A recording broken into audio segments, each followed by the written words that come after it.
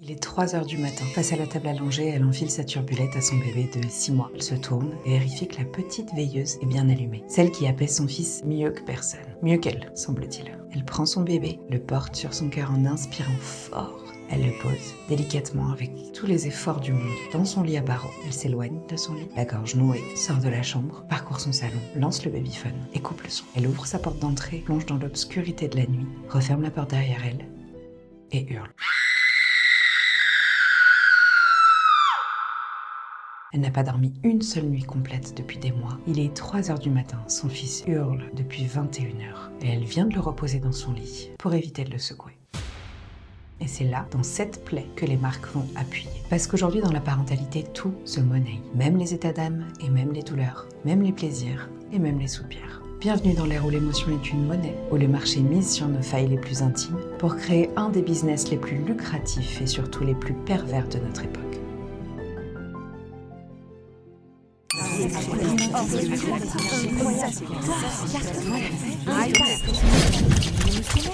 Psst, hey, c'est la meuf de la com. La grossesse dorée et le réveil glacial. Allez, on revient quelques mois en arrière. Cette femme, on va l'appeler Constance. Elle était enceinte. Et quand t'es enceinte, tu découvres un truc fascinant. Tu deviens royale. Les gens te laissent la place dans le métro, ton mec porte tous les sacs, les guerres cessent autour de toi, temporairement.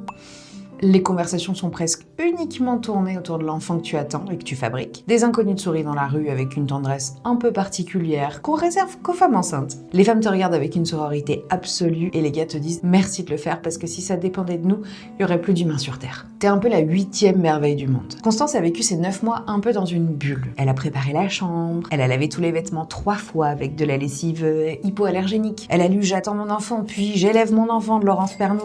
Elle a écouté 23 podcasts différents sur l'accouchement. Elle a binge-watché Baby Boom. On la trouve magnifique alors qu'elle est comme un bébé nouveau-né, elle est immonde. Elle a téléchargé l'appli WeMoms pour être rassurée sur tous ses symptômes. Elle était au taquet, elle était prête. Et puis le bébé est arrivé. Et là, je dirais tout a basculé. Du jour au lendemain, Constance n'était plus la femme enceinte qu'il faut chouchouter, elle était une mère, avec tout ce que ça implique, comme attente, comme jugement, comme injonction contradictoire, qui pleuve un peu de partout. Elle est passée de reine adorée à femme isolée avec des cernes et un t-shirt taché de vomi. C'est une chute vertigineuse. Et c'est exactement là, dans cette vulnérabilité-là maximale, que le marché du coaching parental débarque un peu en sauveur. C'est un business model vieux comme le monde, créer un besoin en exploitant une peur. Mais aujourd'hui, ils ont même plus vraiment besoin de faire d'efforts. La peur s'amplifie toute seule avec les réseaux sociaux, quoi qu'ils fassent. Parce que là où avant on se comparait à notre voisine et notre belle-mère, aujourd'hui on se compare à des milliers de parents qui montrent une version éditée, filtrée, scénarisée de leur vie. Constance, elle scrolle Instagram, elle voit des mères qui font du yoga avec bébé à 6h du mat, elle voit des nurseries scandinaves ultra designées, des petits pots maison batch cooking présentés dans les bocaux le parfait, alignés comme chez Ikea, des bébés qui sourient en permanence, habillés en lin beige, jamais une couche qui déborde. Et elle est là, en pyjama, depuis 3 jours, avec un bébé qui pleure, un appart en bordel, et zéro idée de ce qu'elle fout là. Quelques jours plus tôt, après une énième nuit difficile, Constance ouvre l'appli WeMoms pour poser quelques questions. Quelques minutes plus tard, les réponses fusent. T'as essayé la méthode du 5-10-15 ? C'est parce que tu l'allaites. Arrêtez pas ce biberon, tu verras. Surtout, continue l'allaitement, c'est ça qui le rassure. Il a peut-être un RGO, consulte un ostéopathe. Les ostéos, c'est juste des charlatans, va voir un pédiatre. Mon fils était pareil, et en fait, il était intolérant au PLV. Essaye de le faire dormir sur le ventre, ça marche pour certains. Jamais sur le ventre, mort subite du nourrisson. Et là, la pub arrive. Et c'est à ce moment précis que la machine se met en marche. Parce que Constance est fatiguée, perdue, un peu désespérée, et qu'elle est prête à tout essayer. Elle hésite, 97 € c'est cher, mais si ça marche, après tout, c'est le montant des allocations pour un enfant. Alors, c'est peut-être même fait exprès. Bon, elle achète. C'est un PDF de 30 pages qui lui explique qu'il faut établir une routine, coucher le bébé toujours à la même heure, créer un environnement propice au sommeil et appliquer la technique du laisser pleurer progressivement. Bon, Constance essaye. Le premier soir, son fils pleure 45 minutes avant de s'endormir, épuisé. Puis elle aussi, elle pleure de l'autre côté de la porte, en se forçant à pas aller le chercher parce que, la méthode dit qu'il faut le laisser pleurer. Le lendemain soir, il pleure 1 heure. Et il se réveille à peu près autant que d'habitude dans la nuit. Au bout d'une semaine, rien n'a changé, sauf que Constance se sent encore plus nulle. Sur Facebook, elle rejoint un groupe de jeunes mamans. Quelqu'un partage un lien vers un article, les 12 erreurs que font tous les parents qui empêchent bébé de bien dormir. Constance clique. Erreur numéro 1, vous endormez votre bébé dans les bras. Elle fait ça tous les soirs. Erreur numéro 2, vous donnez le sein pour endormir. Elle fait ça aussi. Erreur numéro 3, votre bébé n'a pas d'horaire régulier. C'est compliqué avec la reprise du boulot. Erreur numéro 4, vous répondez trop vite à ses pleurs. Ah bon ? Je croyais qu'il fallait être à l'écoute.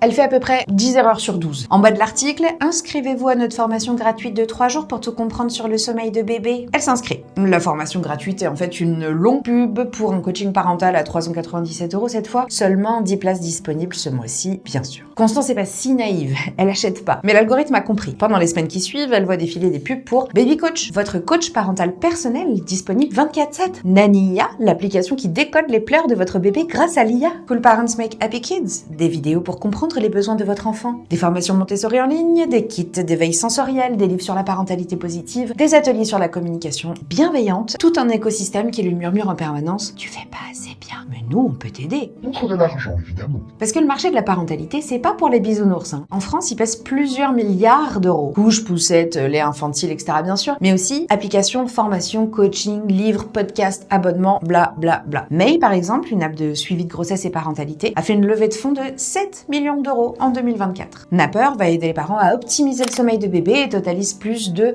500 000 téléchargements. WeMoms a construit une communauté de 3 millions d'utilisatrices. Et puis il y a tous les comptes Instagram, des coachs parentaux certifiés par qui les formations en ligne avec une vidéo gratuite qui est un produit d'appel et des formations payantes par la suite, bien sûr. Ces offres jouent sur les mêmes leviers psychologiques que n'importe quelle industrie du bien-être ou du développement personnel. Identification du problème. Votre bébé pleure tout le temps. Amplification de la douleur. C'est normal de se sentir perdu. Mais attention, ça peut avoir des conséquences sur son développement. Promesse de transformation. Grâce à ma méthode, en 7 jours, retrouvez sérénité et complicité. Preuve sociale, témoignage de maman épanouie, photo before after, etc. Oui, ça existe. Et 5, urgence, offre valable jusqu'à dimanche. C'est du marketing de la peur, emballé dans du bienveillant.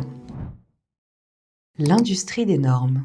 Et le plus pervers, c'est que tout ça se part de science. On vous cite des études, des neuroscientifiques, des pédiatres hyper connus. La méthode est assez simple. On commence par la réalité imparable. Des recherches récentes montrent que le développement du cerveau dans les premières années est crucial. Bon, jusque-là, c'est vrai. Chaque interaction avec votre enfant crée des connexions neuronales. C'est vrai aussi. Donc il est essentiel de stimuler votre bébé correctement. Et c'est là qu'on dérape. Parce qu'on passe de faits scientifiques à une injonction culpabilisante. Le sous-titre, c'est « Si vous faites pas les choses de la bonne manière, vous compromettez le développement cérébral de votre enfant. » Et une fois que la brèche est créée, on vous vend des jouets éducatifs pour développer la motricité fine, par exemple, des livres pour stimuler la vie du nouveau-né, des mobiles Montessori pour favoriser la concentration, des tapis d'éveil sensoriel pour éveiller les sens. Constance va vite avoir dépensé plus de 300 balles en matériel pédagogique pour son bébé de 6 mois. Et encore, c'est sans compter ce qu'on lui a offert. Dans ce cas-là, c'est pas de l'argent, c'est sûr, mais c'est de la place dans la maison qu'elle dépense. En attendant, son fils, il préfère toujours jouer avec une cuillère en bois et une boîte en carton, lui. Mais du coup, est-ce que ça veut dire qu'elle l'intéresse pas assez aux jouets? Ou qu'il a un problème de développement, peut-être? Ouais, parce qu'autour de ça, il y a les normes de développement. Ces fameuses grilles qu'on a instaurées et qui vous disent que votre bébé doit savoir faire à chaque âge. On appelle ça les milestones. À 6 mois, votre bébé devrait tenir assis avec un support, attraper des objets, faire des vocalises variées, rire aux éclats, reconnaître les visages familiers, passer la spie, faire la vaisselle, lancer les machines et être sur le point des étangs. Le fils de Constance fait tout ça. Sauf qu'il se retourne pas encore seul. Et elle l'a lu quelque part, à 6 mois, tous les bébés savent se retourner. Du coup, elle s'inquiète. Elle en parle au pédiatre. Il lui dit que c'est normal, que chaque enfant va à son rythme et qu'il y a une marge de plusieurs mois. Mais quoi qu'il en soit, le doute est là. Elle passe 2 semaines à faire des exercices de motricité avec son fils, à le mettre sur le ventre plusieurs fois par jour, à le stimuler pour qu'il se retourne.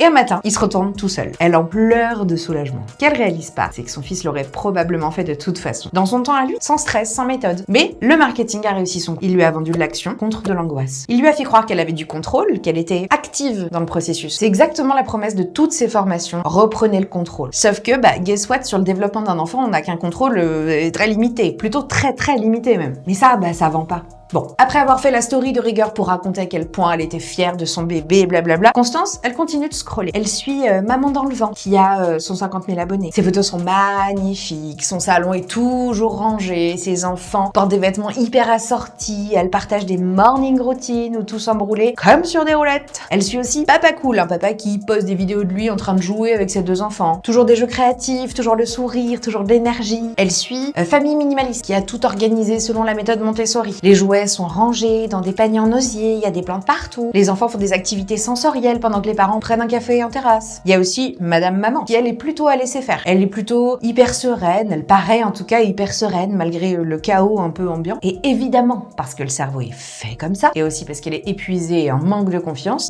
Constance se compare. Elle regarde son salon, il y a des jouets partout, la panière de linge propre attend d'être pliée depuis 3-4 jours, elle est en jogging, elle se souvient pas de la dernière fois qu'elle s'est maquillée, son fils pleure encore, elle vient de le poser 5 minutes minutes pour aller aux toilettes et il a hurlé comme si elle l'abandonnait à l'orphelinat. Elle se sent juste complètement naze. Ce qu'elle sait pas ou ce qu'elle a pas envie de savoir sur le moment, c'est que maman dans le vent a passé 2 heures à ranger et à mettre en scène son salon avant de prendre la photo. Que ses enfants se sont battus juste après, d'ailleurs. Et qu'elle aussi, elle est en peignoir la plupart du temps derrière la cam. Ce qu'elle sait pas non plus, c'est que Papa Cool filme des séquences de 2 minutes. Et qu'après, les gamins se disputent, pleurent, font des caprices comme tous les enfants en fait. Ce qu'elle sait pas, c'est que Famille Minimaliste montre que les moments qui collent à sa ligne édito. Rares sont ceux qui postent des moments de ras-le-bol, des moments où on crie, des moments où on regrette d'avoir eu des enfants, juste quelques secondes, avant de culpabiliser d'avoir pensé ça. Et rares sont ceux qui postent les vrais moments de solitude, d'épuisement, de doute. Parce que ça fait mal à l'ego, et aussi parce que ça fait moins de likes.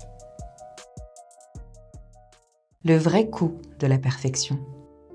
On en revient à cette nuit, celle de l'intro. Il est 3h du matin, le bébé hurle depuis 21h, Constance a tout essayé. Elle l'a bercé, elle l'a allaité, elle l'a porté, elle a chanté, elle a mis de la musique douce, elle a vérifié sa température, elle a regardé ses gencives, elle a changé la couche, elle a aéré la chambre, elle l'a emmené dans son lit à elle, puis dans le salon, puis à nouveau dans sa chambre. Rien, il continue de pleurer. Et là, à 3h du mat, après 6 heures de pleurs ininterrompus, Constance sent quelque chose monter en elle. Une rage, une pulsion, elle se voit en train de le secouer.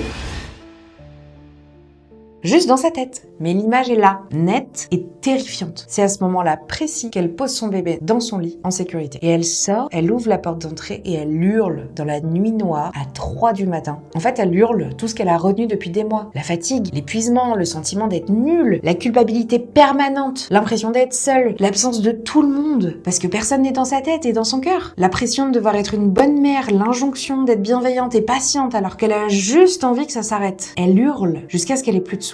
Et puis elle rentre. Elle regarde son bébé qui s'est endormi finalement pendant qu'elle hurlait dehors. Elle a qu'une envie, c'est de le serrer contre elle. Elle pleure, s'excuse à voix basse et elle dit qu'elle recommencera jamais. C'est exactement ça le business model. C'est la même mécanique que l'industrie de la beauté avec les corps retouchés ou que l'industrie du succès avec les entrepreneurs qui dorment 4 heures par nuit. Sauf que là, on cible des gens en vulnérabilité maximale. Hormones en vrac, manque de sommeil chronique, isolement social, perte de repères identitaires, stress. C'est la cible marketing parfaite. Quelqu'un qui cherche désespérément des réponses, qui a à peu près les moyens et qui est prêt à tout pour bien faire. Et un parent qui essaye de bien faire, voire d'être parfait, c'est un consommateur permanent. Il est dans sa tête, à checker les étapes, à comparer ses stats de sommeil sur l'app, à vérifier qu'il applique bien la méthode. Il est dans le contrôle, pas dans la relation. Et devinez quoi? Plus il contrôle, moins ça marche. Moins ça marche, plus il culpabilise, plus il achète des solutions. C'est un cercle vicieux monétisé. Les marques l'ont parfaitement compris. Elles vendent pas des solutions qui fonctionnent, elles vendent des solutions qui alimentent le besoin de nouvelles solutions. Mais finalement, Constance, si elle avait pas passé des mois à être bombardée de contenu parfait, de normes inatteignables, de pubs pour des solutions à des problèmes qu'on lui a créés,